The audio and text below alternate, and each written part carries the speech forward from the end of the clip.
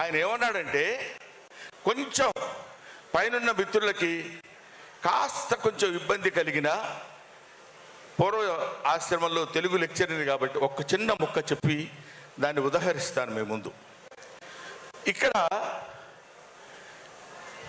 భక్త కన్నప్ప అంటే కన్నప్ప శ్రీకాళహస్తీశ్వర శతకము, శ్రీకాళహస్తీశ్వర మహత్యము.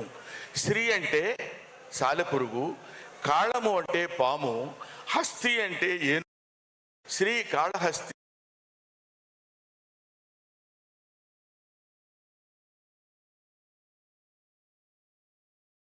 అందరికీ మోక్షం పొందవచ్చు.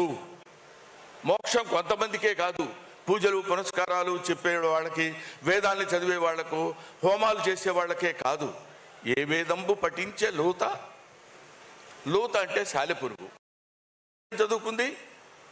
ఏ వేదం లోత భుజగంబు ఏ శాస్త్రములు చూచాను.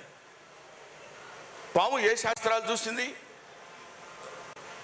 ఏ విద్యాభ్యసనం బనర్చ కరి, ఏ విద్యలు చదువుకుంది ఏనుగు. చెంచు ఏ మంత్రం ఊహించాను. చెంచు అంటే ఇప్పుడు మన కథ, కన్నును తీసి అప్పకి అర్పించిన వాడు కన్నప్ప. అటువంటి వాడు వీళ్ళందరినీ సమానమైనటువంటి దృష్టి. ఎవడైతే నన్ను ఆత్మార్పణ చేసుకుని తన ఆత్మని నా పాదాల దగ్గర నైవేద్యంగా పెడతాడో వాడికి నేను మోక్షాన్ని ప్రసాదిస్తాను. వాడు మానవుడే అవ్వక్కర్లా, జంతువైనా పర్వాలేదు, కీటకమైనా పర్వాలేదు, క్రిమి అయినా పర్వాలేదు, సాలెపురుగైనా పర్వాలేదు, పాము అయినా పర్వాలేదు, ఏనుగైనా పర్వాలేదు. ఆఖరికి ఎటువంటి కన్నప్పంటే కొండల కానలను తిరిగి కొవ్విన పందుల లేళ్ల దుప్పులను చిన్నక పెద్దక కారుకమ్మగా వండుదురు, నీవిచ్చట ఉండనేలా నాకుండొక ఆనతీక ఉడుమూరికి రాగదవయ్య లింగమా అంటాడు. ఆయన ఏం పెడతానన్నాడంటే, అక్కడ ఇది ఈయనకు పెడుతున్నాను, ఈ కొవ్విన పందుల లేళ్ల దుప్పులను, పంది మాంసం, లేడి మాంసం, దుప్పి మాంసం కూడా తెచ్చి పెడతానంటున్నాడు. అంటే తాను భుజించేటువంటి ఆహారాన్ని నీకు చిత్తశుద్ధిగా నైవేద్యంగా నీ పాదాల దగ్గర పెడతాను ప్రభు అని కోరుకున్నటువంటి వాడు కన్నప్ప.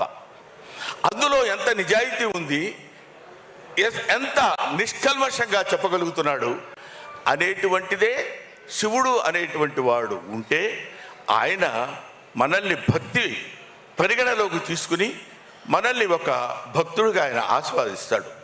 అలాంటి వాడే మార్కండేయుడు. ఆయన్ని ఎవడైనా ఏదైనా తిట్టినా పర్వాలేదు కానీ దేవుణ్ణి, తన భక్తుడిని ఎవడంటే మాత్రం ఊరుకోడు, క్షమించడు.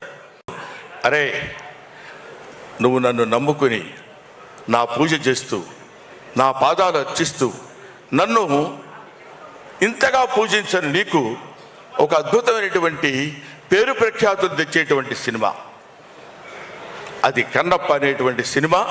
అది ఎవరో కాదురా, నీ రక్తాన్ని పంచుకొని పుట్టినటువంటి నీ బిడ్డ మంచు విష్ణువు చేత ఆ పాత్ర ధరింపజేసి ఒక అద్భుతమైనటువంటి చిత్రాన్ని నిర్మించేటువంటి అవకాశం కలిగింది. అది ఈ మధ్య ఆయన జ్యోతిర్లింగాలు అన్ని లింగాలు దర్శించుకుని వచ్చాడు. ముఖ్యంగా మన కాళహస్తిలో ఉన్నది వాయులింగం. గాలి ఎక్కడైతే ఉంటుందో అక్కడ అన్ని చోట్ల శివుడు ఉన్నాడని చెప్పేటువంటి పరమభక్తి తత్వ చిత్రం కన్నప్ప. అందుకనే దీన్ని గ్లోబలైజేషన్ అన్నారు. గ్లోబల్ అంటే మన ఇండియాలో నార్త్లో సౌత్లో అటు ఇటు అని కాదు. ఎక్కడ గాలి ఉంటుందో అక్కడ శివుడు ఉన్నాడు, ఎక్కడ గాలి ఉంటుందో అక్కడ శివుడు ఉన్నాడు, ఎక్కడ శివుడు ఉన్నాడో అక్కడ శివభక్తుడు ఉన్నాడు, ఎక్కడ శివభక్తుడు ఉన్నాడో పాపం ఆయన భోళాశంకరుడు శివుడు. ఆయన ఇవన్నీ పట్టించుకోడు. ఎవడో మనల్ని తిడుతున్నాడు, ఎవడో మనల్ని చేస్తున్నాడు, ఎవడో. అందుకనే జగద్గురు శంకరాచార్య గారు ఒక మాట చెప్తారు. ఏమంటారంటే, ఎవడో మీ మీద రాయి వేస్తున్నాడు అనుకోండి, ఏదో తిడుతున్నాడు అనుకోండి, అవి మీరు పట్టించుకోకూడదు. వాడు వేసిన దాన్ని పట్టుకోవడానికి ప్రయత్నం చేస్తే నీ ఎఫర్ట్ నువ్వు ఇబ్బంది పడతావు. దాన్ని వదిలేస్తే అది జారి ఎక్కడే కొడుతుంది, లేదంటే తిరిగి మళ్ళీ వాడికి తగులుతుంది. కాబట్టి శివుడి గురించి, శివారాధన గురించి, శివ భక్తితత్వాన్ని గురించి చేసేటువంటి వాళ్ళెవరు ఈ సినిమా గురించి, ఈ సినిమాలో శివుడు ఎవరైతే మనకెందుకు, అక్షయ్ కుమార్ ఆ శివుడు, ఆయన దగ్గర ఉండేటువంటి ప్రభాస ఇంకొకడు, లేదా మోహన్ లాల్ గారా ఇంకొకడు, లేకపోతే ఇంకొక శరత్ కుమారా, ఇంకొక ముఖేష్ ఋషియా, వీళ్ళు కాదు.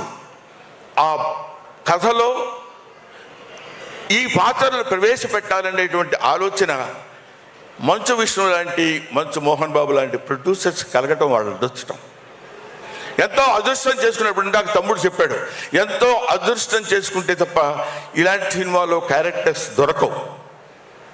అటువంటి క్యారెక్టర్స్ని ఇందులో పెట్టి డబ్బు సంపాదన అంటారా? ప్రతివాడు సినిమా తీస్తాడు, డబ్బు సంపాదించుకోవాలనుకుంటాడు, ఆ డబ్బు సంపాదనతో చాలా హ్యాపీగా ఉంటాడు. మంచిది.